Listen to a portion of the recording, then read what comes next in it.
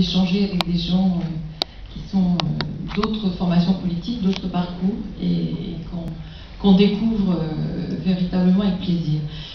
Pour ma part, je voulais vous dire que j'ai été effectivement tout de suite emballée par cette idée d'UDI, même si nous avions été un petit peu échaudés avec l'ARES, mais ça fait rien. On y a cru tout de suite. J'ai été avec Rudy le 18 septembre parmi les membres fondateurs de l'UDI. Nous avons souhaité véritablement un engagement fort et déterminé.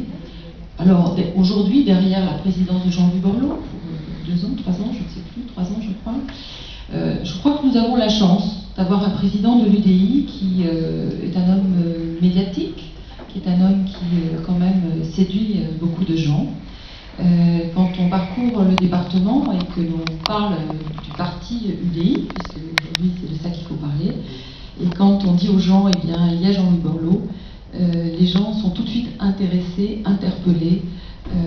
C'est un homme qui a été plus de 8 ans, 9 ans, je crois, ministre de la République, et qui a effectivement quand même fait très largement ses preuves, tant au niveau du Grenelle qu'au niveau de la cohésion urbaine, de la restructuration.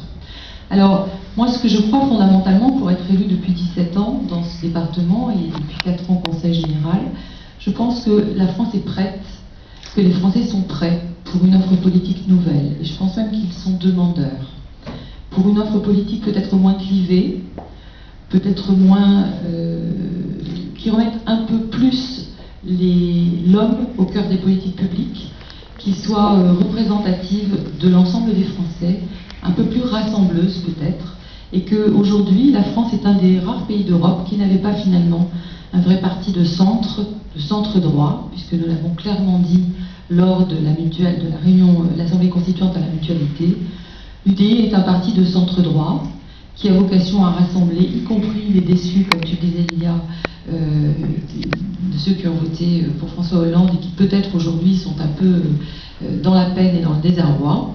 En tout cas, je crois que c'est de la réduction de l'offre politique que naît le vote extrême, d'un côté comme de l'autre, et que nous avions une responsabilité en tant qu'élus et que citoyens engagés, en tout cas en politique, nous avions la responsabilité de faire vivre cette nouvelle force politique qui fait entendre une voix nouvelle et qui fera, je l'espère, beaucoup d'émules. Nous avons déjà, sur le secteur, en tout cas sur mon canton, pu observer à quel point les gens sont intéressés, comme le disait Rudy, par ce qui se passe en ce moment au centre droit et ce qui se passe de neuf avec peut-être aussi une figure assez emblématique. Donc en tout cas pour ma part, je vous remercie de faire en sorte que ce parti puisse non seulement naître mais se développer. Et puis on a l'UDF en tête, puisque nous avions, Valéry Giscard d'Estaing le rappelait à la Mutualité, nous avions à une époque plus de 200 députés à l'UDF. Eh bien, je crois que c'est un objectif qu'il nous faut atteindre.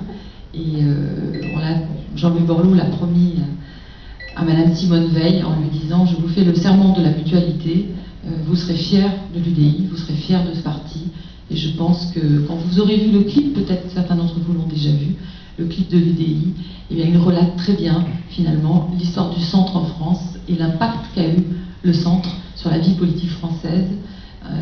Je souhaite que l'UDI soit à la hauteur de cet engagement. Merci.